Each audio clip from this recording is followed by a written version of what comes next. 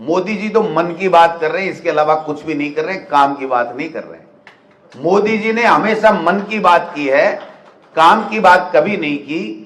परीक्षा पे चर्चा कराते हैं, परीक्षा पे चर्चा कर लेते हैं, लेकिन परीक्षा के पर्चे लीक होने से नहीं रोक पाते हैं। ये मोदी जी की हालत है। जो डॉक्टर अपनी मेहनत से बन करके, भगवान तो नहीं, भगवान से कम भी नहीं होता है, लोग उसको भगवान की दृष्टि से देखते हैं, उनमें भी पर्चे फर्जी ला करके पेपर लीक की गैंगे हैं, वो फर्जी डॉक्टर बना रही है। तो आप बताइए, आपके दिल में कितनी तकलीफ हो रही होगी कि जिस नोबल प्रोफेशन को मैंने चुना, और इसलिए चुना कि मैं लोगों की सेवा करूंगा, जो मेरे पास में दुख में, तकलीफ में, निराश भाव से आएगा, उसको खुशी लौटा करके वापस उसके घर भेजूंगा, और वो हमेशा हमेशा मेरे को दुआ देगा, और वो दुआ मेरे जीवन में, मेरे परिवार की प्रगति में काम आएगी, इस देश की प्रगति में काम आएगी। वो लोग बाग अगर फर्जी बन करके आ गए तो इससे बड़ा दुर्भाग्य क्या होगा साहब। 2024 नीट आउट, 2025 का पेपर आउट, 2026 का आउट,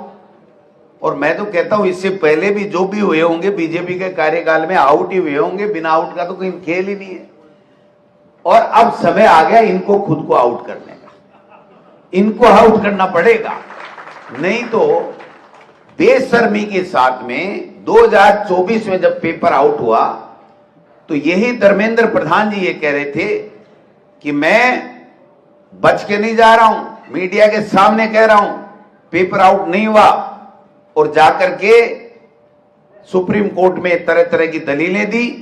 और एक तरीके से जाकर के कह दिया नहीं साहब, बच्चों का भविष्य बर्बाद हो जाएगा अगर आपने ये फैसला कर दिया। तो हमने आइडेंटिफाई कर लिए, 4-5 सेंटरों पे दोबारा एग्जाम करा दी 1500 बच्चों की, और इतिश्री कर ली।